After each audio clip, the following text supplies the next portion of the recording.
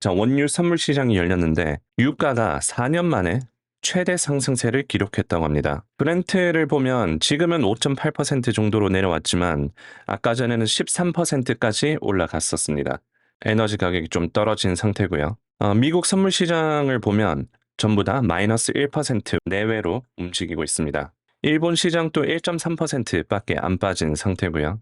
이렇게 원유 가격이 안정세를 찾은 이유가 있습니다. 주말 사이에 오펙 회의가 있었는데 3월 달 원유 생산량을 하루에 20만 배럴 정도로 증산시키기로 합의를 봤다고 합니다. 지난 분기 4분기에는 하루에 13만 7천 배럴을 증산했는데 그것보다 거의 60% 가까이 높은 수치죠.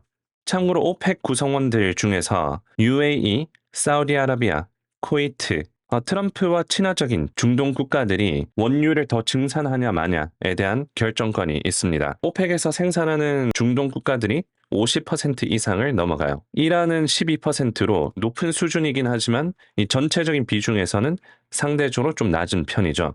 트럼프 대통령이 두 번째 임기가 시작하자마자 방문했던 곳이 중동입니다. 사우디아라비아 왕세자랑 만났었고 굉장히 돈독한 친분을 과시했었죠.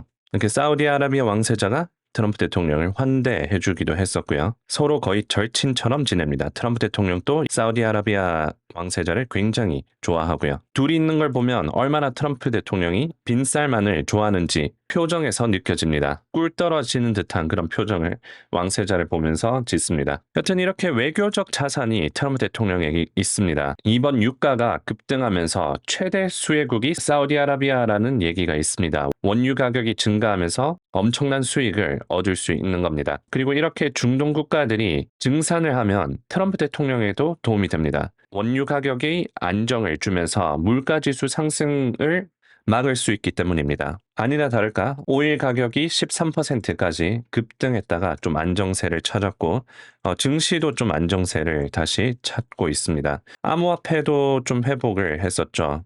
금요일 떨어졌던 가격보다 더 많이 올랐습니다. 자, 현재 호르무즈 해협 상태인데 지금 이쪽을 안 지나가고 있죠. 현재 봉쇄되어 있는 상태입니다. 그래서 다 근처에서 선박을 하고 있고요. 현재는 비공식적으로 호르무즈 해협이 닫혀 있는 상태입니다. 이란 외무장관 또 얘기를 하길 호르무즈 해협을 폐쇄할 의도가 없다라고 얘기를 하기도 했었고요. 이렇게 이란 측에서도 호르무즈를 봉쇄한다는 것은 자국 원유 수출의 대부분이 이 호르무즈 해협에 의존하고 있기 때문에 유일한 돈줄을 스스로 끊어버리는 거기도 하고 경제적 자살 버튼에 가까운데 오랫동안 이 호르무즈 해협을 봉쇄하기는 어렵다라는 의견도 있습니다.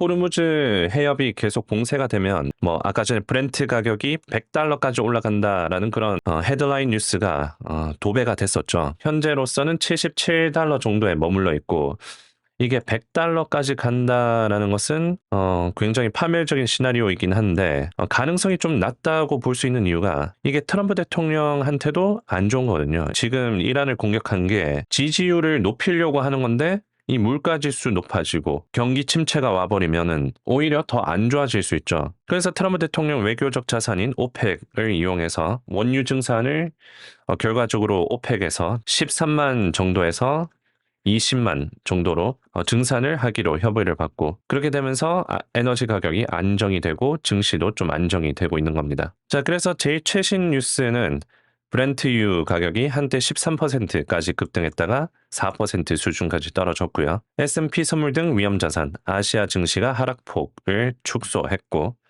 뉴욕타임즈에 따르면 트럼프 대통령이 이란의 새로운 지도자가 실용적인 태도를 보인다면 제재를 해제할 수도 있다라고 얘기를 했고요. 새로운 지도자를 모색하고 있다고 합니다. 원래 순위, 2순위, 3순위였던 인물들이 다 죽었대요. 그래서 후보에 있던 지도자들이 다 죽어서 이제 새로운 지도자를 지금 모색하고 있다는 얘기를 하고 있고요. 그리고 월스트리트저널에 의하면 이란 안보 책임자가 미국과의 회담 재개를 촉구하고 있다라고 보도를 했습니다. 지금 이란 측에서는 미국이랑 협의를 안 할 거다라고 얘기를 하지만 앞으로는 그렇게 얘기하고 뒤로는 회담 재개가 진행 중이다라고 볼 수 있을 것 같습니다. 네, 그리고 ABC 방송과의 인터뷰에서 트럼프 대통령은 자신이 이란 지도자로 선호하는 인물들은 모두 사망했다라고 밝혔다고 적혀져 있죠. 자, 그래서 지금 이 시간에도 계속해서 속보로 뜨고 있는 게 이란이 주변 국가들을 공격하고 있고 사실 주변 국가들에 있는 미군의 시설들을 공격하고 있습니다. 그런데 중동 쪽에서는 계속 그 미사일이 날라오니까 정신 차려라라고 직접 얘기를 하기도 했었고요. 그래서 이란이 이 주변국들 카타르에 공격을 했고 바레인에 공격했고 UAE에 공격을 했고 사우디아라비아의 리디아 지역을 공격했고 쿠웨이트도 공격하고 그 주변 이 걸프 지역에 있는 국가들의 미사일을 계속 쏘고 있습니다. 그래서 이게 또 이스라엘 쪽인데 이 아이언돔이 일부 미사일들은 못 막고 있다라는 얘기가 있고요.